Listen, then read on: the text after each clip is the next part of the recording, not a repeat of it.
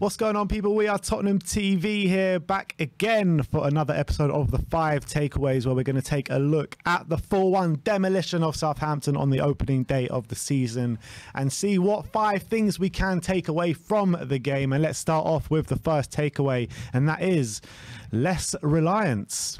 So obviously Kane and Son both didn't get on the score sheet yesterday, which is a lot rarer than you would think.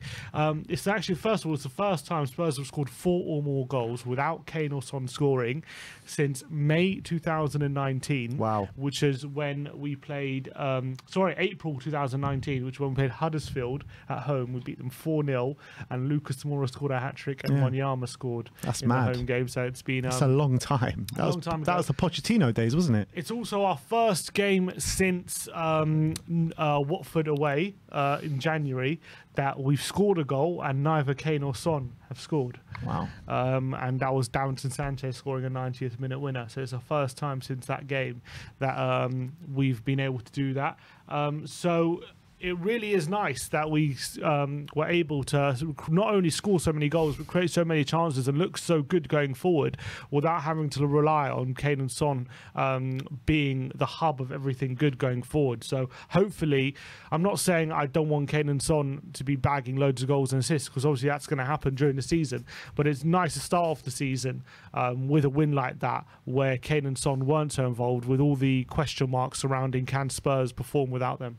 Yeah, absolutely. And it was just so great to see players like Kulusevski step up, goals from other areas of the pitch as well, because that's been one of the criticisms of Spurs, that we don't have enough goals outside Kane and Son. And to start off the season like that, absolutely brilliant stuff. So, yeah, I think the other players need to carry on chipping in throughout the season, but it's definitely a good start to carry on with, that's for sure.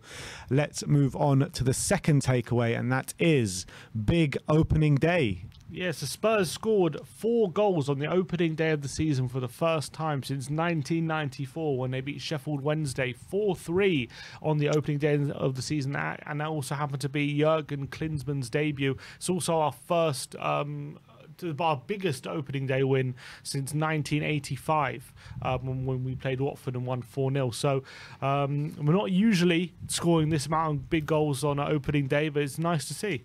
Yeah, absolutely. And it's, you know, it's a very rare-ish occasion that we start a season at home as well. We did last season with a win against Man City, but to start off the season with a 4-1 win with Chelsea away waiting in the wings in the next game, it's a perfect start. And let's keep going, and let's batter Chelsea in the second game as well. I definitely think we're capable of doing so. That is our second takeaway. Let's move on to the third takeaway, and that is start where you left off.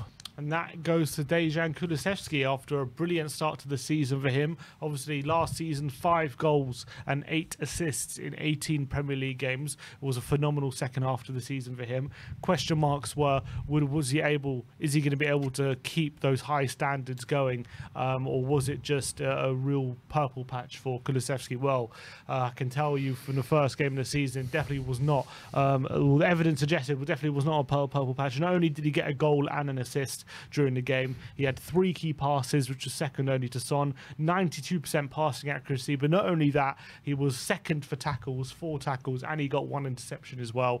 And I think he put the most pressures out of all the front forward players as well. So a proper performance to start the season for Dejan Kulusevski, just picking up where he left off from last season. That's now 6 goals and 9 assists in 19 Premier League games. So phenomenal stuff. Wow. And obviously that makes him the 3rd most player with the goal involvement since him joining Spurs, and the only 2 players above him are Kane and Son. So if those 3 aren't the best 3 forward lines in the Premier League, then I don't know who is. But let's move on to the 4th takeaway, and that is quiet but effective. Yeah, so Sonny had by all accounts, didn't have in terms of being in front of goal, didn't have the best game, didn't really have his shooting boots on, but he did have a quietly effective game yesterday, despite not getting on the score sheet. He did get 1 assist with a brilliant cross for Eric Dyer's goal. He had 4 key passes, which was more than anyone else on the pitch. He had 4 shots, also more than anyone else, and actually made 3 tackles, which was third only to Kulusevski and Bentancur. So quite an impressive display by Sonny. even though he didn't start the season with a goal.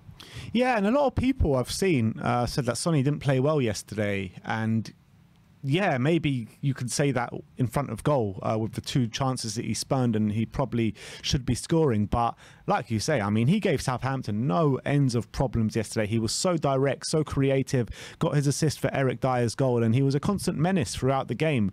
Yeah, fine. You could argue that he should have done better in goal, but that doesn't take away from the performance that he had on the pitch yesterday, because I thought he was brilliant, absolutely brilliant. So that is the 4th takeaway. Let's move on to the 5th and final takeaway, and that is Conte's wing-backs. Yes, we all know how Conte wants his wing-backs to contribute, and that was one of the problems last season. Although come the second half of the season, come late in the season, they did start to contribute when Doherty was fully fit and Emerson was starting to contribute.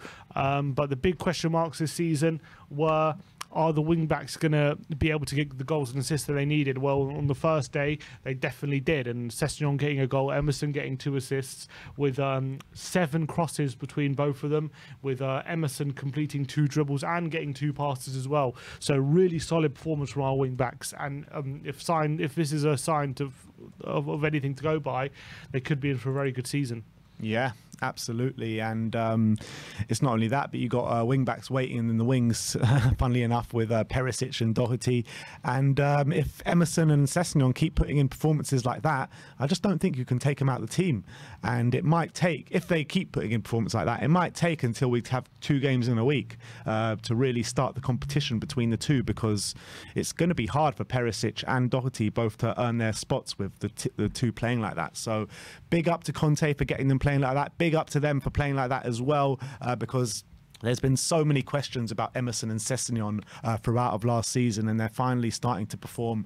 We just need to see it on a consistent basis now. So big up to everyone involved. That is our 5 takeaways from the 4-1 demolition of Southampton yesterday. Thank you everyone for joining us today. Like, subscribe and comment, and as always, come on you Spurs.